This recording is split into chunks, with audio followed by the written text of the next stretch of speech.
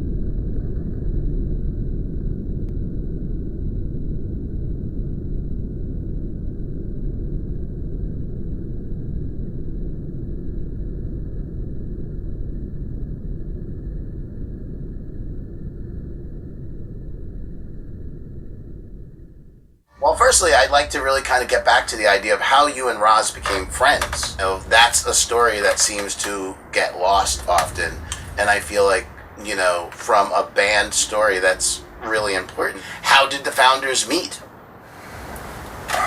We were having a record release party. This is my next contact with Christian Death, and a bunch of people invited, and one of them was Roz. And it was in a catering company, so the food was really good.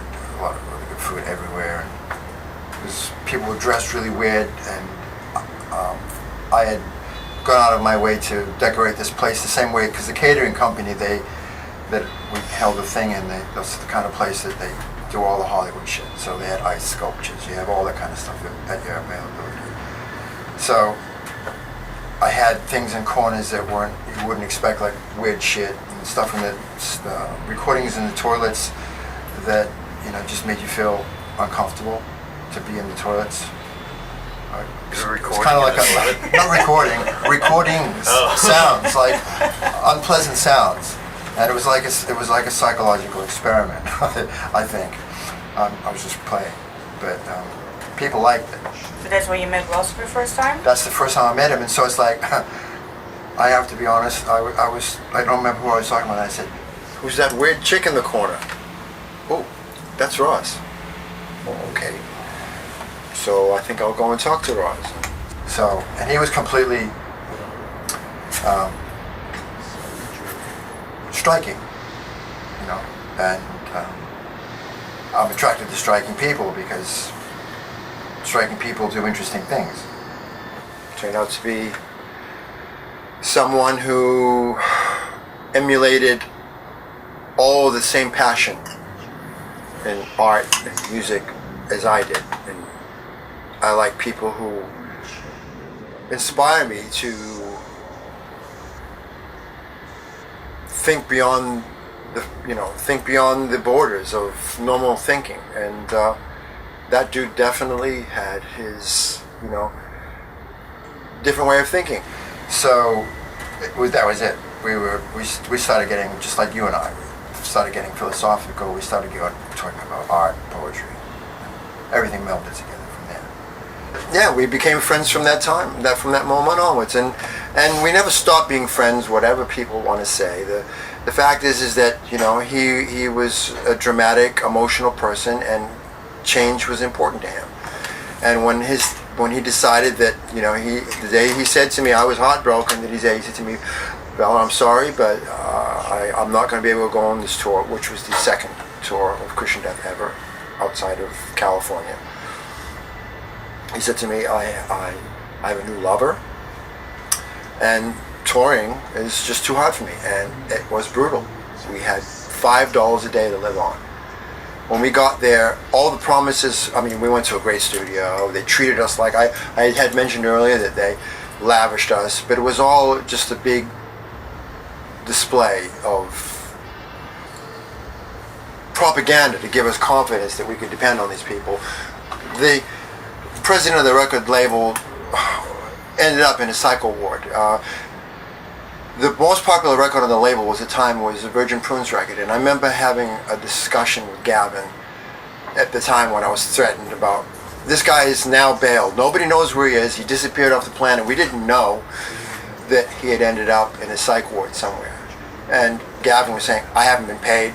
And I said, well, we haven't been paid either. So we were stuck at that point. It's like, we have a new label. What do we do? We still were under contract. The guy was gone. So we ended up meandering around Europe for a while. Ross says, I can't take it. He ended up going home.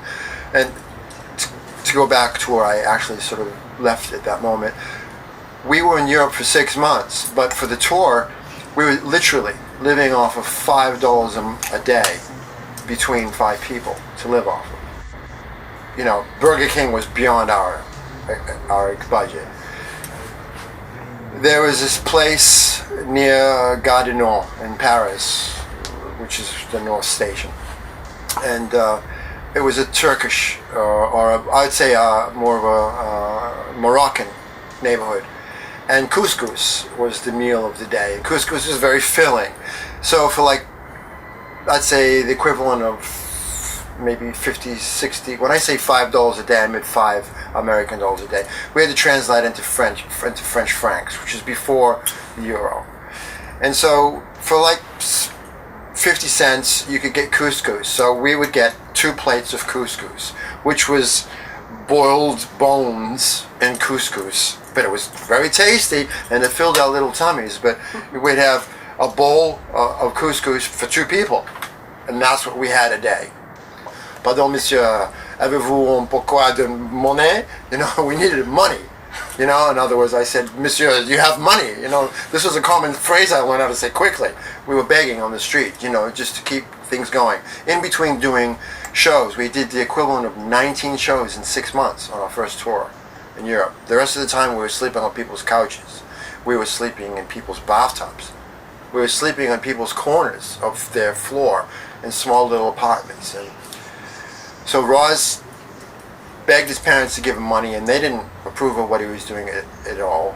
You know, but it was hard for him to actually ask them for money, but he begged them for airfare home. So he was the first one to get out of that situation.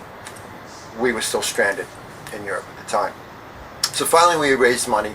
We ended up going back to LA, and I remember sleeping on the floor of David Glass, our drummer's sister's house. They had a place in LA. I think I'm jumping around here, but I remember sleeping on the floor there. So our lifestyle didn't really change for a long time. So getting back to when Roz said he was going to leave, it was a struggle up to that time. And here we are now into recording our second album, and we're back in LA. We're still starving, but we're now starving. Instead of living in LA, the streets of Europe, we're now in the streets of LA. We got raped by the record company. We never got paid. I spent all my hard-earned money to get us there. The money that we're going to reimburse us for, we never got. Yeah, sure, we got paid for the few shows we did, but that was only enough to tide us over till the next meal, or the bottle of wine, a pack of cigarettes, or to pay for our gas to get to the next show. So we ended up back in LA. We'd recorded Ashes. We did an awesome show at, I don't know if it was the Roxy or the Whiskey A Go Go, but we did an awesome show. And at the end of the night, Roz said to me, "I am not going on this tour," which was probably about a month away. And he said, I just don't have it. I can't take the stress of it. So I sort of highlighted the stress of it, and it was very difficult for anybody to do. And he just said he wasn't going to do it. But we were committed. We'd put 2.5 years of our life into the band at this point. And I said to him, you know, we're going to go on this tour with or without you. And he said to me, I don't want you to do any of the songs that, you know, I don't want you to sing any of my lyrics. Okay. You don't want me to sing any of your lyrics when we go on this tour. The songs that I co-wrote. So for the people to say, how dare you do Roz's songs, well, they weren't Roz's songs, they were our songs, and I have every right to sing those songs to this day. And for him to ask or to expect of me to not perform songs that I have every right to sing or to do was a bit much for him. So this was where a story that people have taken, you know, that he asked me to do it. And at that moment I said to him, okay. But in hindsight, probably within an hour of agreeing to saying that I wasn't going to do that, I changed my mind. I thought, who has the right to ask that of me? You know, or any of us. Who had the right to ask that of Chetan or David or any of us in the band who'd we'd invested our time, our money, our lives, our passion for 2.5 years. You know. Didn't they all agree with you? And everybody agreed with me. They were all part and parcel of the whole decision.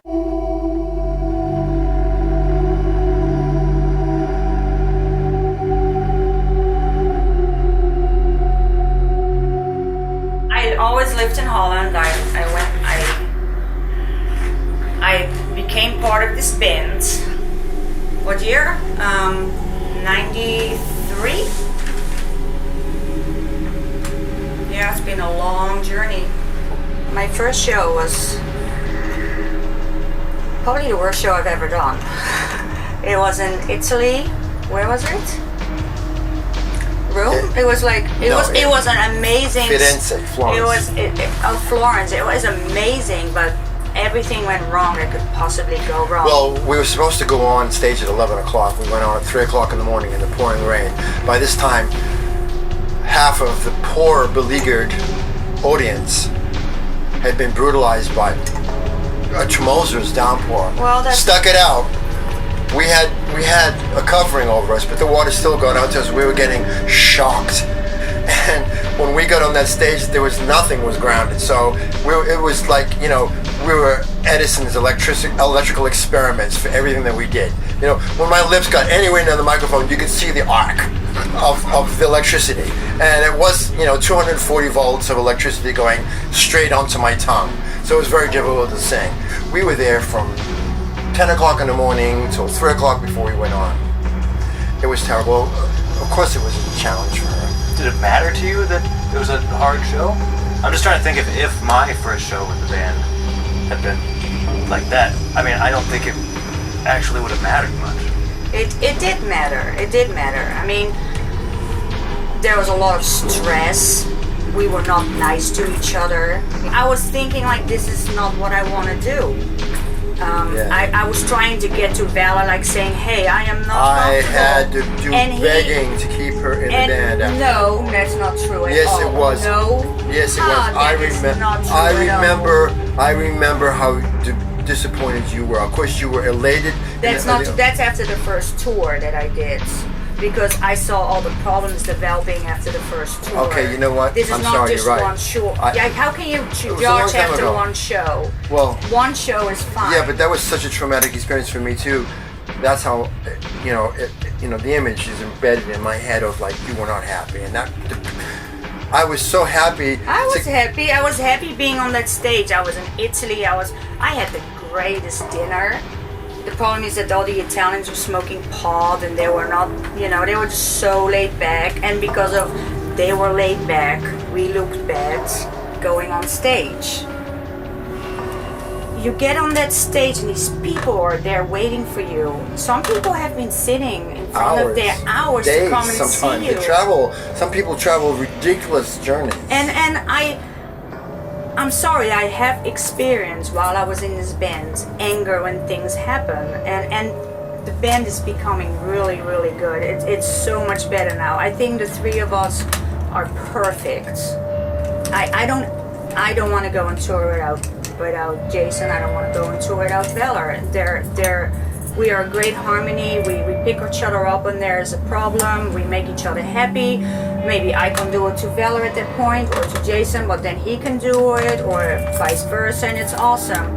But there have been times in the past that, like I said before, like after I became part of this band, Valor used to drink a lot, and I can really say he was a complete asshole. It's not true. I didn't drink anything. And I am not used to dealing with. Hey, my glass is empty. I always want to go forward, so I wanted to be able to deal with it and go forward and know how to deal with the situations, and here I am. What I stand for, because they know if I'm not allowed in there with the parents.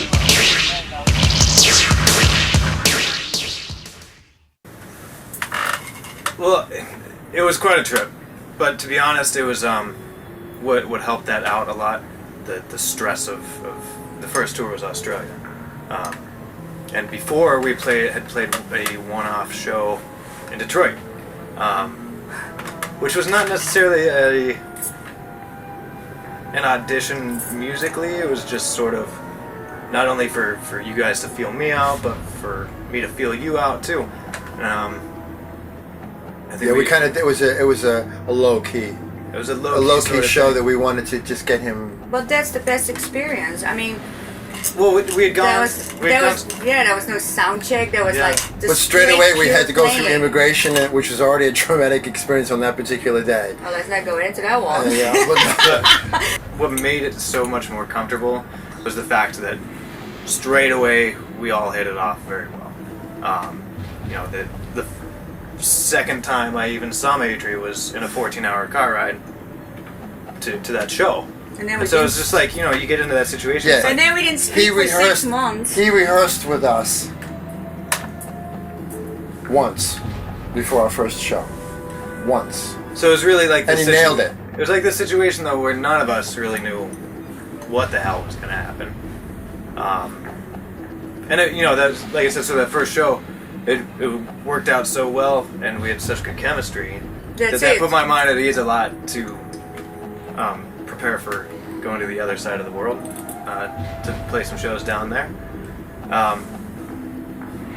But I think any apprehension that I've had or nerves of that nature, there's always something that then comes along in our experiences that puts my mind at ease and settles me a little, So yeah, it was exciting.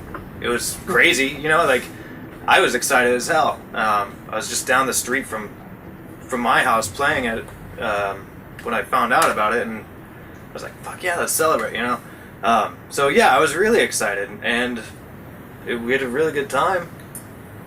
I mean, I haven't looked back, so that's why I'm still here now.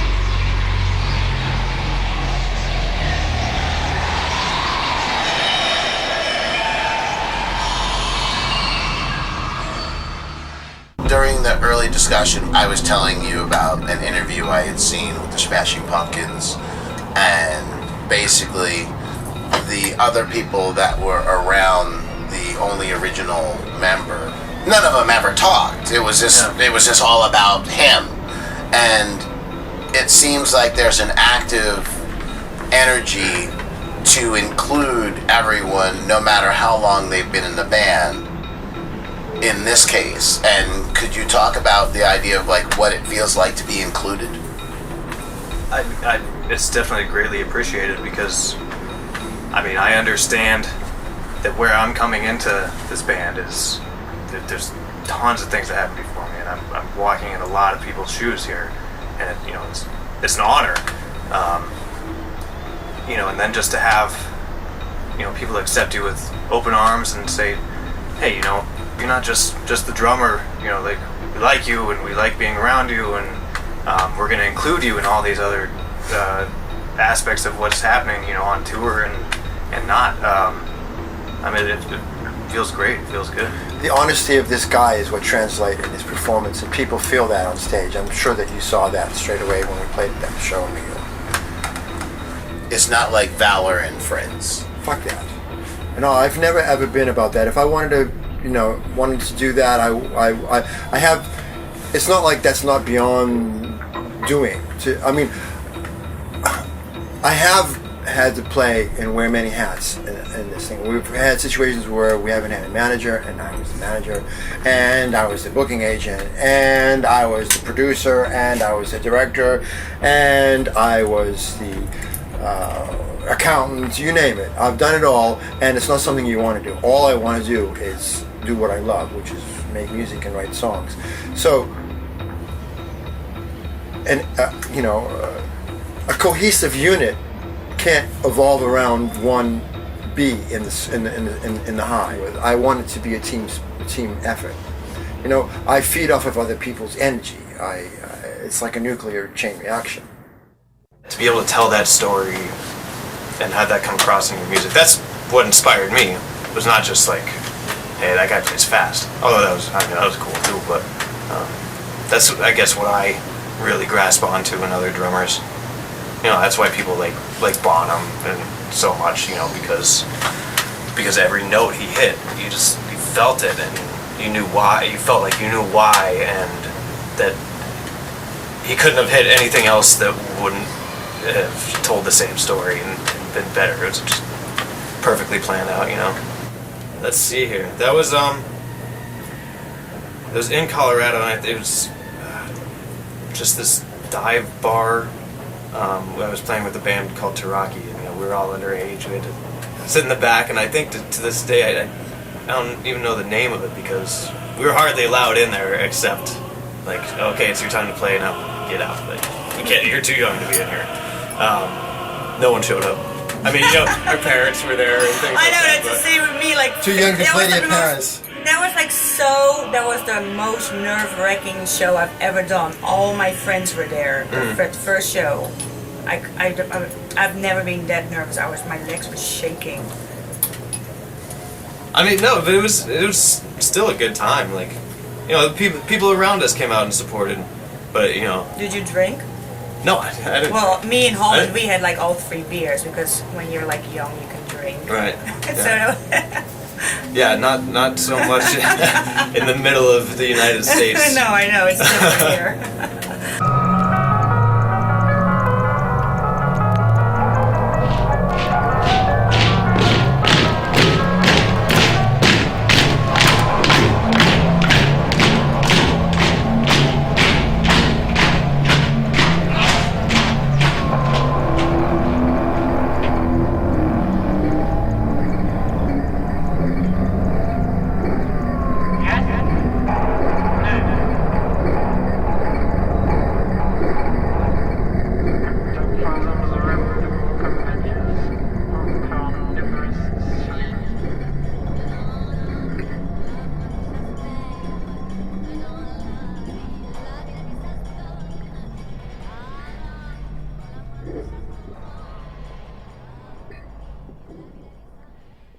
Sensual, sexual, Right on. it's the same. I have to just interject something here. They've picked up on the sexual connotation thing, and they say how cheap it is, how blah blah blah blah. But the fact is that to dismiss sex as though that it's just it's like pornography or we're using something cheap to grab people's attentions. No, we're human beings. If sex is not our drive, then we may as well be dead. If we do not have a sex drive, everything else is superfluous. Art, food, cultures, anything. It is our basic instinct. Go and read a book by Richard Dawkins. Go and understand the study of genetics. Go and understand evolution. Without sex, none of us would be here. If we did not have this drive to dismiss it, to bury it under the carpet, under some Augustinian concept of like, oh, we're British, we don't have sex, or we do not need. I think we should be able to be naked.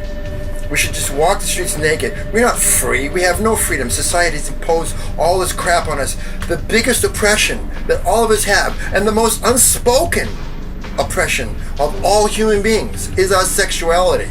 Whether we are African, whether we are Chinese, whether we are European, our sexuality is the most oppressed thing. And then on top of that, we're compounded by our philosophical or our religious standpoint or what we understand about the world. The basic core elements are we eat, shit, fucking sleep. And if you don't do any of those things right first, then your life is going to suck. Everything else above that is a luxury item.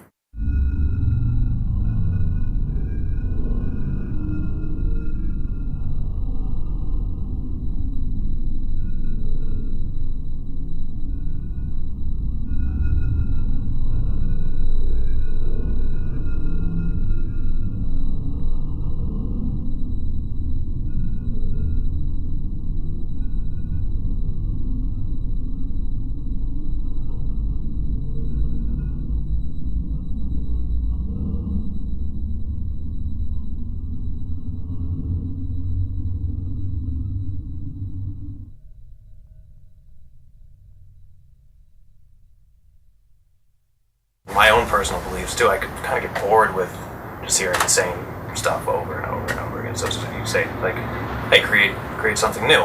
Or if you don't see, someone said this the other day. I can't think of who it was, but they said if you don't see the art in the world that you want created. My first couple shows in the band, it was actually you, Maitri, that we always go out and we talk with people after the shows, and I think it was just a couple shows in, and I was sitting there thinking, like, I've only been in the band for so long. They're here to talk to you guys.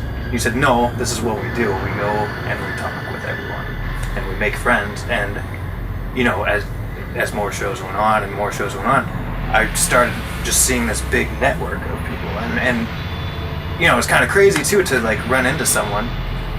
Like Mike's a good example of that. To like hear, Mike's coming to the show. And I'm like, Mike, who? And then I would tell him I get all about reminded. you. And it's not only that we've already been in contact on like social media, but that I hear all these stories too. We're an independent band. We struggle to get by. But to us, the privilege is that we don't have to pay to go to Australia. We don't have to pay. That comes out of the money that people pay for us. We don't make any money. We come home, we're still poor. But we get to travel. We get to meet people. We get to experience different ways of thinking. When you go to Australia or New Zealand or South America or Russia or wherever we go, or Japan, everyone's got a different perspective, and that is way more valuable than the useless printed money that has no value, no intrinsic value whatsoever. Yeah. That is way more valuable than anyone. We're in an age where we can get on a plane and go somewhere and travel around the world. We're not, Vasco da Gama, where we have to, struggle against whether or not we're going to survive, scurvy, to get to one other country. There are so many people out there struggling. It's month to month to month. They don't have an escape at all. That's a great thing. They don't have suddenly that somebody offers them to go on a trip, or that they can go to a restaurant, or they can go travel out of town. They live monthly by this. And they don't have it. we feel They blessed. never ever have an escape. There's no help. They wish and they work. They get up at 8 till 5, and they work so hard, and they keep going and they keep going with a good heart.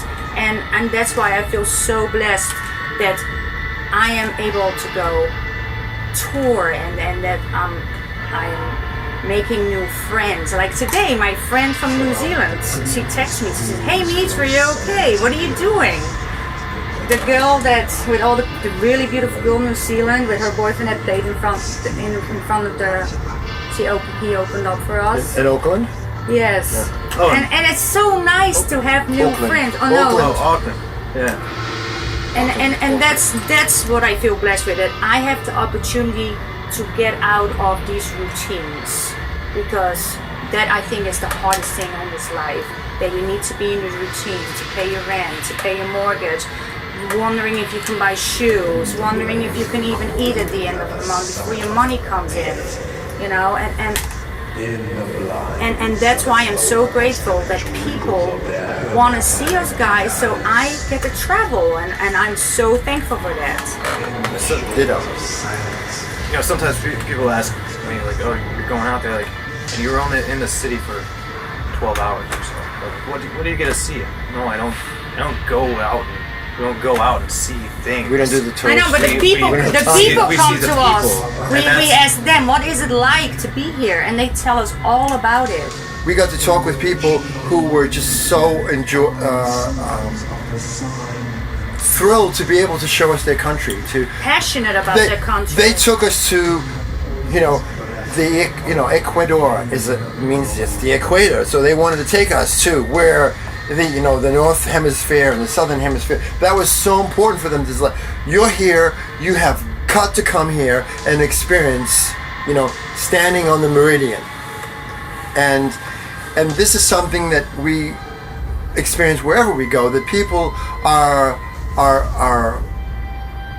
inspired to let us experience the things in life that they enjoy, because they know that we're there to give them what we enjoy. That's why I said, Daryl, to you yesterday, that's not a fair question asking me where it's the greatest thing, because we meet people like that all the time,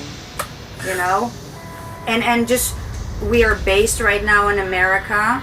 That doesn't mean, like, I had the most amazing experience when I went on this tour. I never knew I liked Texas. I met these wonderful new friends, all these people that just came out and gave them, like, they gave them our friendship, that we hang out with them, we stayed with them. It's an amazing experience. Touring is just an amazing experience, and I'm thankful to everybody that makes this happen for me, for the bands, for continuing this. Like I said yesterday, it's a job to be able to listen to music and to keep it alive.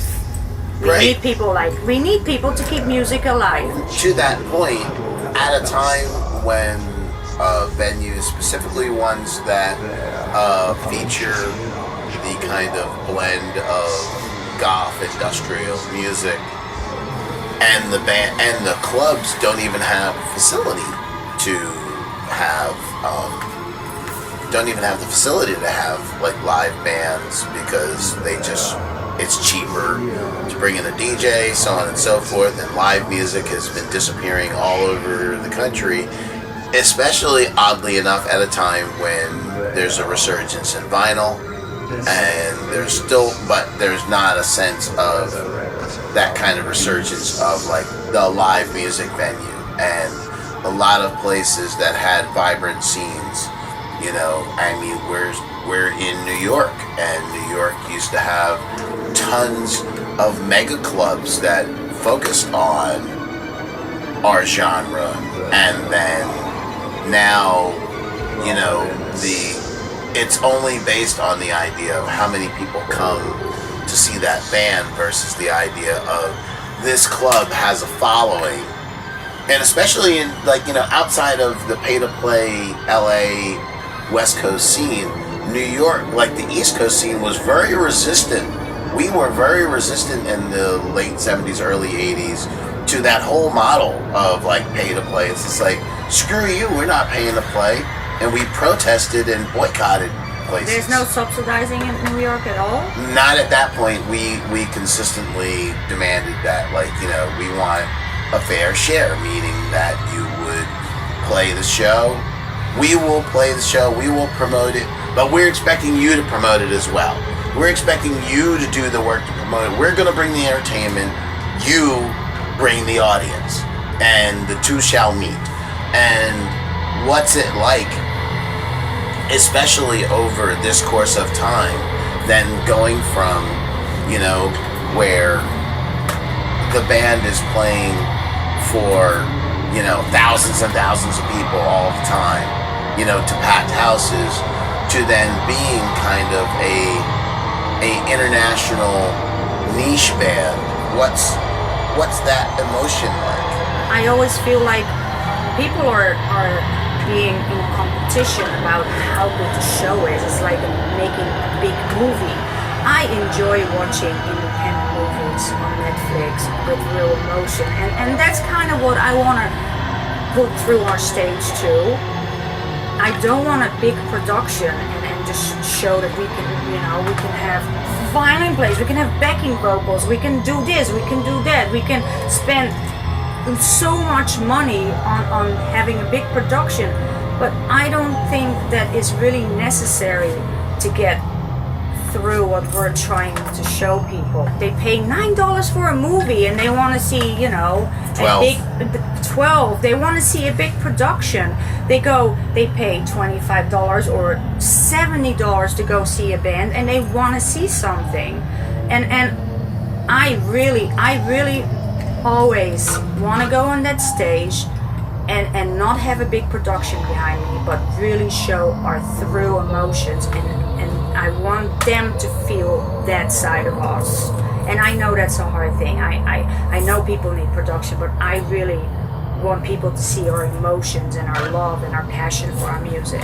I don't know if you've ever seen Pink Floyd live at Pompeii, but there's a lot of discussion in that I think is worthy of any artist, and especially people in the eclectic world that are doing something that might be considered different. And it was really interesting that David Gilmour had said, like, you know, look, you know, we wouldn't be Pink Floyd if we didn't use all the gear that we did, and, you know, that there are plenty of bands, and, like, it's not like this gear can't write the music itself. It still has to be created. Now, you live in a world where people are constantly expecting, because when Christian Death first started, going to shows was an easy proposition, you know, in relation to the amount of money one made. So then how do you feel competent about doing a stage show when there aren't the big budgets to do what, like, you know, a lot of people are coming out of the pop world thinking that I need, like, all this stuff and all this gear and so on and so forth to actually create a performance. That's the reason why I brought up Skinny Pink Floyd. Puppy does an awesome job. Well, let's go back to basics. 1% of artists can afford to put on the kind of shows that people like us would love to do. A lot of people will go out and rent a movie from Netflix or Redbox or whatever. If it's a low production budget, a lot of people straight away say, well, you know, this looks like it was filmed on VHS. A lot of people are going to turn around and say, I don't care how good the art is, the production sucks. It's the same dilemma that we've gone through when we haven't had the time or the money to record a record to fulfill the vision that we have as artists, to create that music, to present it to people that we want. For people who don't create it, art is an escape. It's an escape of your mind to dwell or delve into, or upon, you know, what is this about? What does it make me feel? The fact that they're contemplating what it makes them feel is an escape. It's an escape from the mundane. It's an escape from the unpleasant things in their life. And the reason I'm saying that, because I'm one of those people. if I'm going to go see a band or a movie, I want to escape. If it's going to be about the future, and to me, the biggest criticism I have is movies that base themselves on some future event that is so unpractical and so unrealistic that 5 years later, that when everybody watches that movie, it's like, I ain't gonna watch that movie because it's so fucking ridiculous. It has no bearing on anything that I even imagine what the future is, because now I'm here. When I saw that movie, I thought it sucked, but now that I'm here, it really sucked because these people had no idea. My point being is just that I want to escape, and I can't escape if my intelligence doesn't allow me to go beyond the fantasy that the author has presented to me.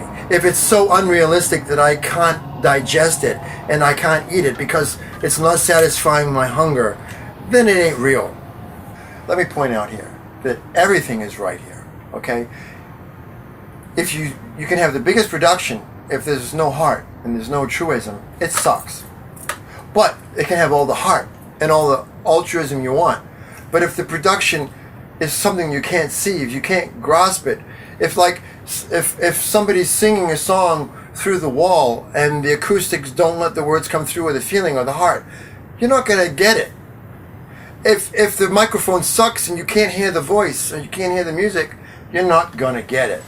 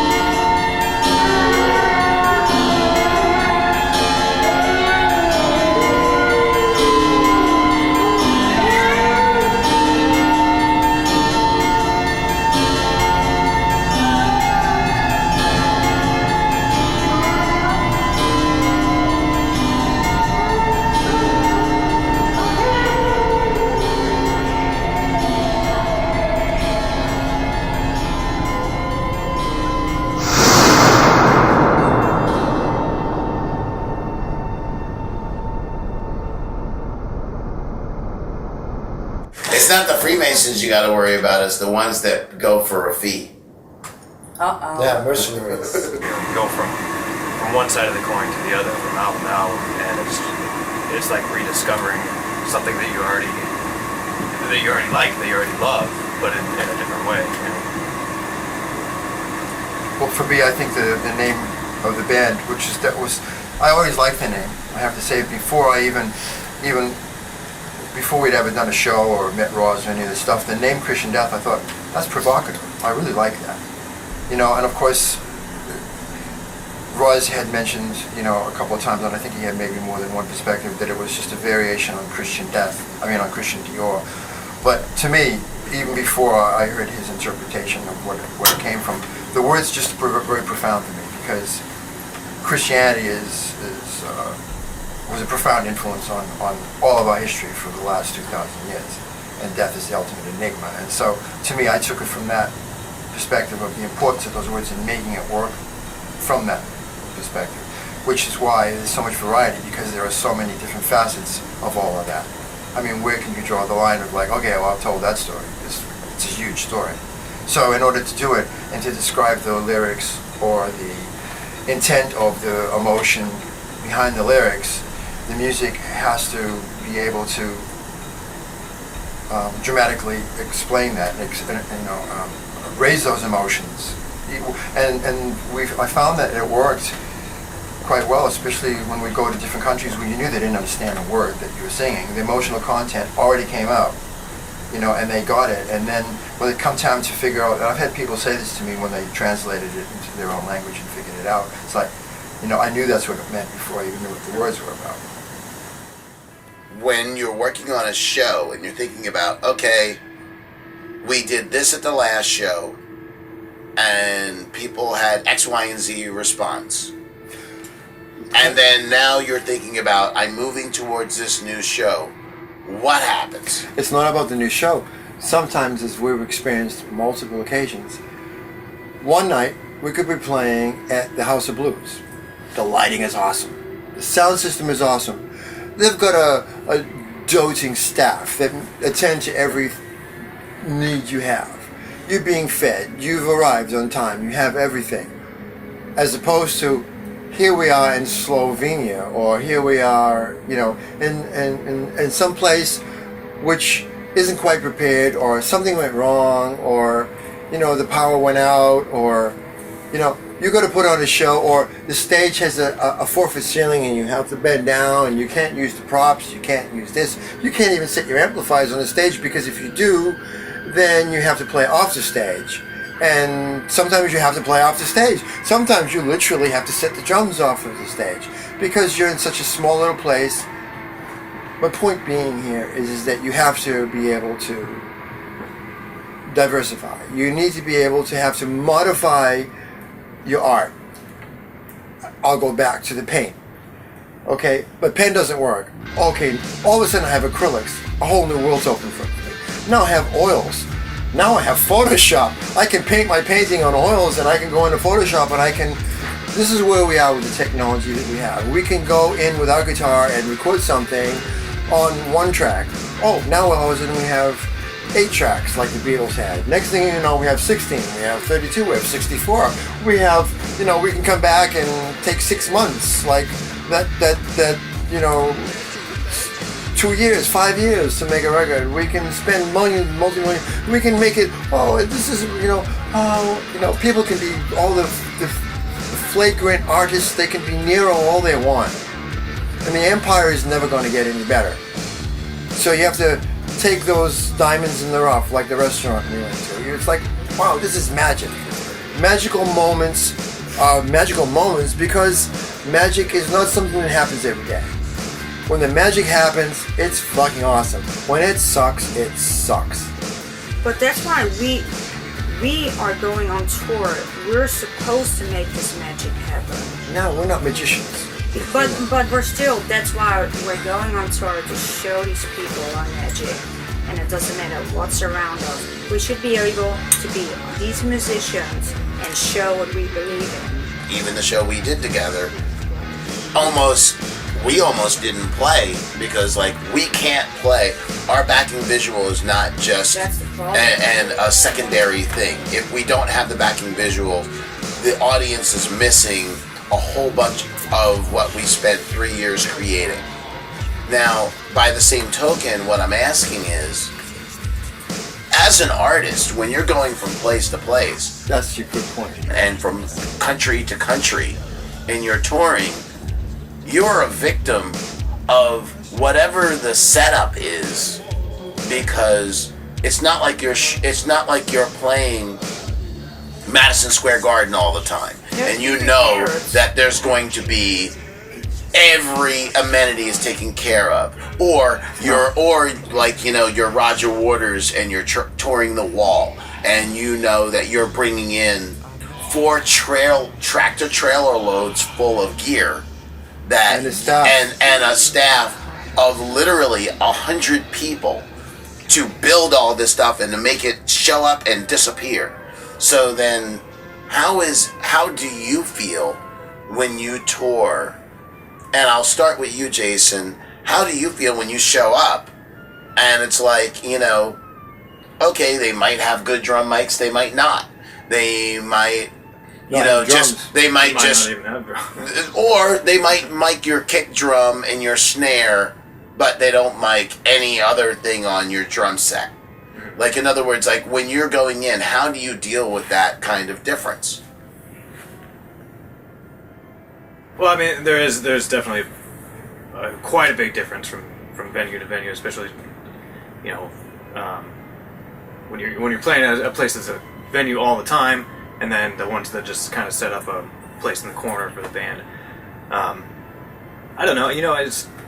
I think if there's an issue, usually the best way to deal with it is just to have a discussion, and maybe it's something about the the sound guy knows, like, he doesn't need to mic certain things. Oh, you don't have this that we asked for on the writer. Oh, but so-and-so didn't send me the writer. Okay, well, fine, like, let's work past it, figure out a way to do this, and go on with the show. I mean, that's the old way of saying it. Is just the show must go on. No audience member goes outside of people who are artists and performers. Nobody says the sound man mixed that horribly. Everybody just says the band sounded like shit. Nobody says the PA always sounds flat in this venue. They always say the band sounded like shit. How do you feel about addressing that? I said it already. Trauma. It's a trauma. Every show that works is an orgasmic experience. Every show that doesn't work is either mediocre or a trauma. And the trauma ones are the ones that sometimes it could be 5 minutes before we go on stage and all of us are looking at each other thinking, oh my God, let's just go. No, we have an obligation to do this. People are expecting us. And sometimes that can turn into magic. Sometimes magic happens. Sometimes there can be the worst of everything. The sound can shit.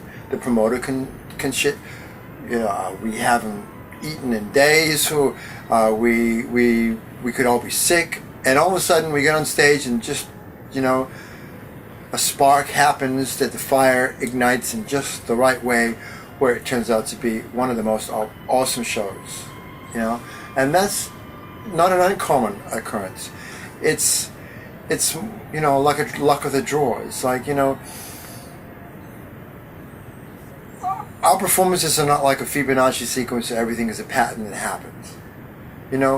The chaos factor is profound, and it does happen. And sometimes, if we didn't have this expectation of patterns, which was why human beings are creatures of nature, because we get comfortable with patterns, it's the chaos factor that comes in and upsets the balance and makes a change. When I go on tour, I feel like I am the ecstasy, the people that coming to see us. And I want everybody to feel good. They don't know that I didn't eat. They didn't know I didn't sleep. That's none of their problems. So I have to make sure that I show whatever I feel through the music, that I give that to them. I want them to feel happy.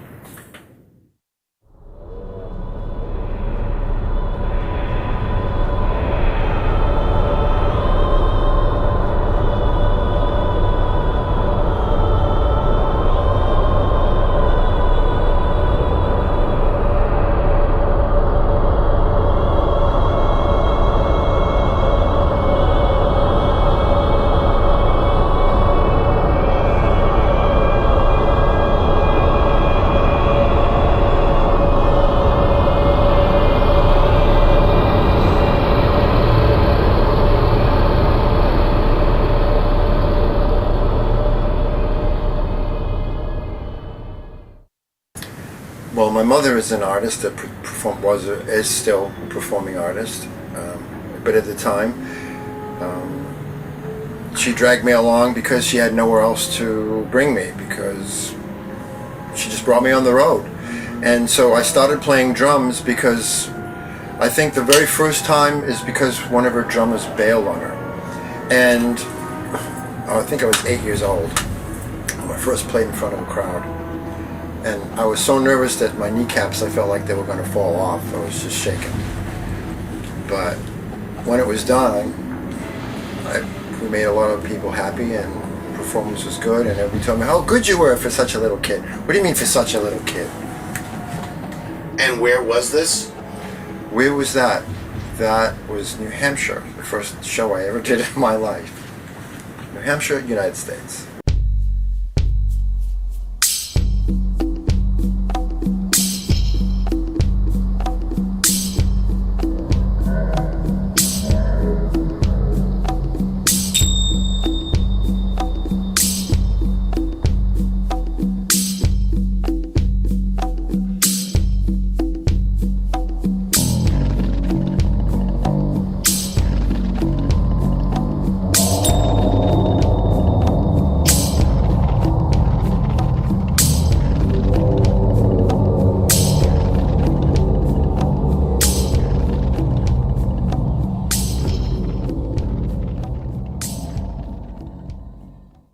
when you first started playing, like what were some of your influences? I didn't have influences. We were just trying to make noise. I don't think we were trying to sound like anybody. I was always listening to my parents' music. Which was? Christian Death. My parents are totally into Christian Death and those kind of bands, yes.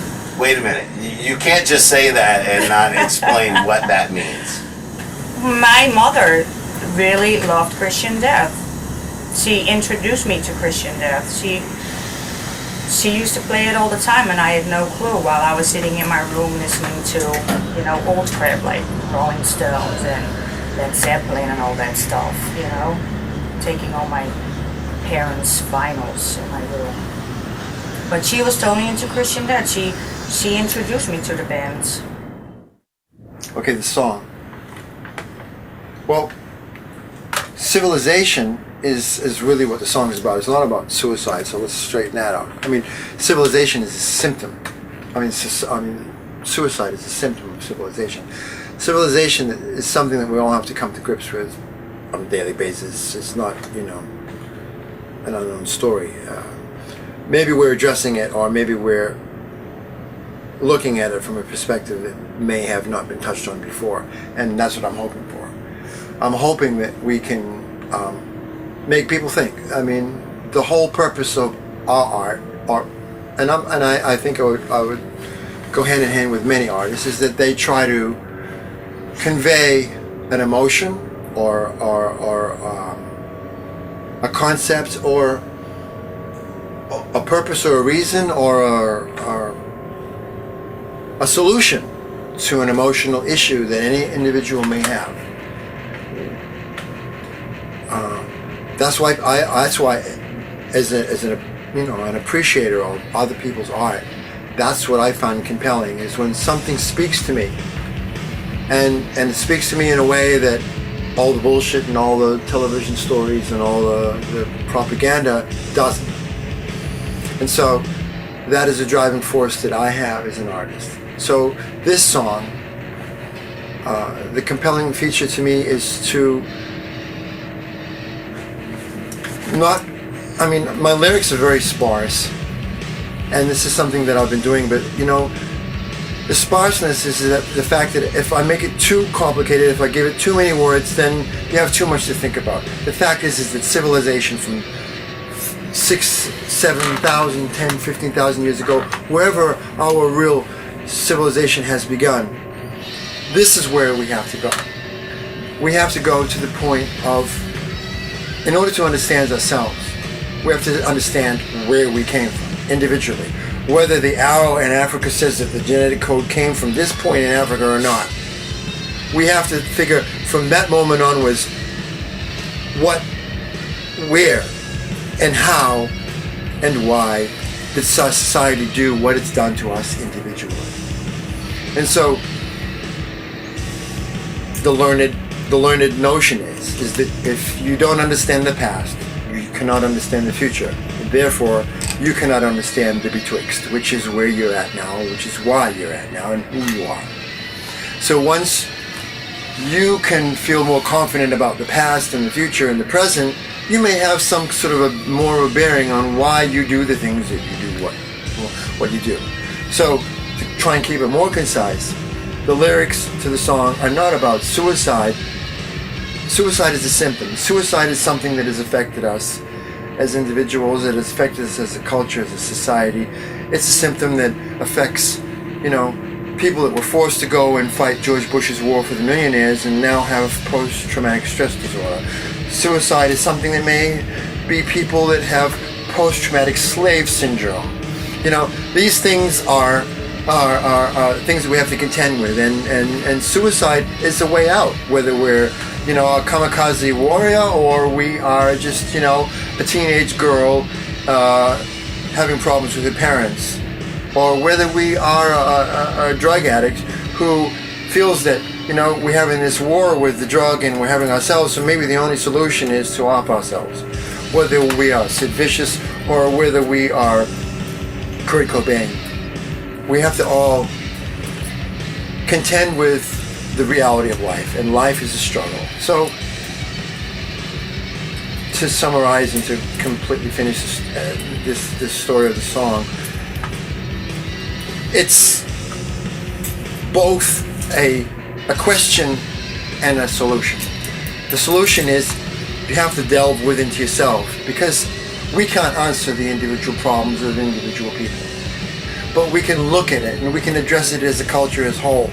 And so if you, as an individual, can't find the problems of why you can't understand yourself, maybe by extrovertingly look at society, you can maybe divert these emotions that you want to off yourself because of the way you feel inside and not blame yourself. Maybe you're a victim of this external force. And maybe instead of becoming a casualty of this external force, you can reverse that energy that you thought about of writing a suicide note and the pain and the suffering and the thought of, shall I throw myself onto a train? Shall I put a noose around my neck? Shall I take a drug that makes me just fall asleep and, happily dissolve into the tapestry of my thoughts?